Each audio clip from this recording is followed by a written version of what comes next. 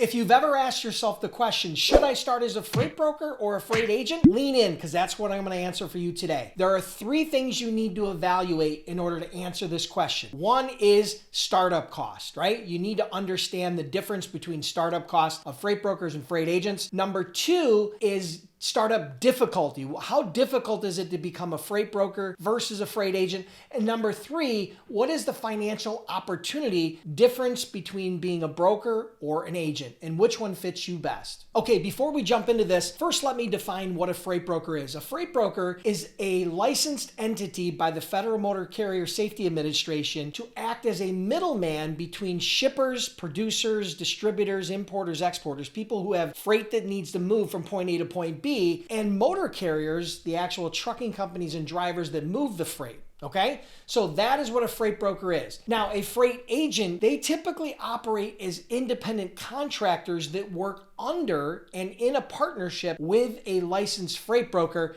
and they focus very heavily on acquiring and servicing the actual shippers moving the loads. For more specific details, check out my video on the differences between freight brokers, freight agents, and dispatchers. Okay, so let's take a quick look at the startup cost of a freight broker versus a freight agent. All right, so freight brokers are going to be required to have an LLC. They have to get their broker authority. They have to have a broker bond. They're going to need insurance. They're also going to need technology like load boards, TMS software, a website, computers, internet, maybe even some office equipment. That just gives you a short list of some of the startup costs for a freight broker. Recently, I did a survey of 273 freight brokers in my community, and the findings were pretty amazing. It was about the startup cost of a freight broker. 65% of brokers indicated that their startup cost was less than $5,000, and 37% said it was less than $3,000. Now, for more specific details about freight broker, freight agent startup costs, you can check out my video where I break down the details of all the costs associated with becoming a freight broker versus a freight agent. Okay, so now let's take a look at the startup cost for a freight agent. First of all, there's no broker authority, there's no broker bond, there's no insurance, there's no website, and they're not required to have an LLC or corporation, although it is highly suggested. Their real cost is this: they're going to need a computer, they're going to need internet access, and their broker that they're working with may or may not charge them for TMS software or load boards. So from a financial perspective, from a startup cost, you can see how starting as a freight agent is much less expensive than starting as a freight broker. Okay, so now let's break down the startup difficulty between a freight broker and a freight agent. So as a freight broker, there are specifically some areas that are going to impact you differently than freight agents. For example, your broker bond cost is heavily based upon your personal credit. So if you have bad credit, that can impact significantly your startup cost. Secondly, the licensing and application fee for a freight broker can take up to 4 to 6 weeks, so that's a small delay. And then once you are operational as a freight broker and you have your license, it's going to require you to have some different skills.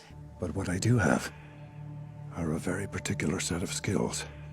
Skills I've acquired over a very long career. And to wear some different hats, including invoicing your shippers, including paying your carriers, collecting invoices, technology and software, bad debt, credit and risk analysis, just to name a few. Last but not least, as a new broker, you're going to have to establish credit with new motor carriers. And as a startup, some people find that difficulty starting from zero with no credit. So now let's take a quick look at the difficulty factors affecting freight agents during startup. The one that I hear most often from students is the ability to find and partner with a licensed freight broker. You know, some brokers are looking for agents who have experience in a book of business, but at Freight Broker Bootcamp, we've mitigated that risk. And the best way for you to solve that problem is just simply go to freightbrokerbootcamp.com. I'll put the link up here on the screen, freightbrokerbootcamp.com/jobs. That is our freight broker and freight agent job board where past and current students hire and get hired as startup agents with no experience. So you can see that the difficulty level of starting as a freight agent is much easier than starting as a freight broker, mainly because freight agents plug into an existing and established brokerage who already have a carrier database, who already have established credit rating, who already have technology and software in place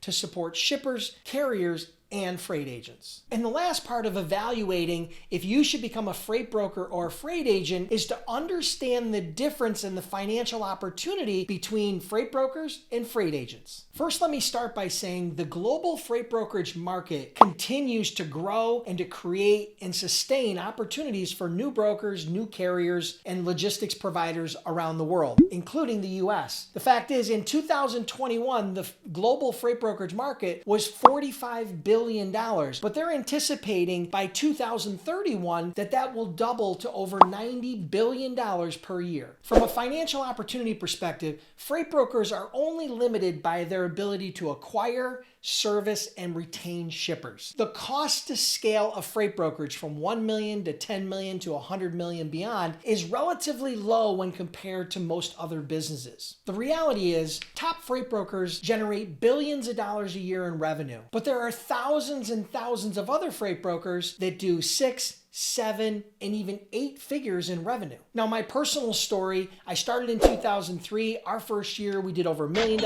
in sales. The next year, we did over $3 million in sales, and $6 million, and $12 million. And by the time I sold that company, we were doing over $80 million a year in sales. And we've been very fortunate. Many of my Freight Broker Bootcamp students have went on to build 6, 7, and even 8-figure businesses. Okay, so now let's take a quick look at the financial opportunity for freight agents. Now, freight agents are typically smaller operations than freight brokerages, right? But top freight agents can generate over $100 million a year in revenue and 7 figures plus in commissions in their pocket. So there's a significant opportunity if you're willing to scale and grow the freight agency model. Now, solo freight agents working from home, the income opportunity there is typically somewhere in the range of $75,000, maybe upwards to $150,000.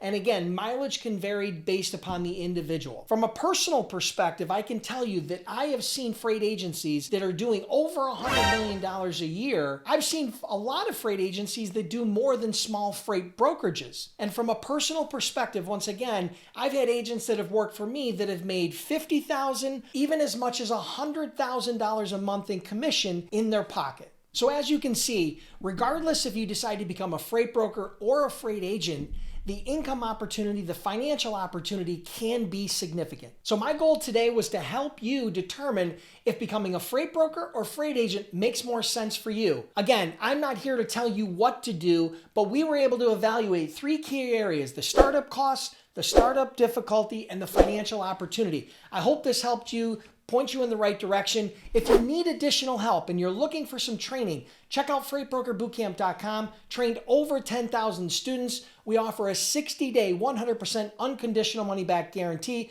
Truly appreciate it. Hit me up in the comments. I'd love to hear your feedback, and I'll see you on the next video.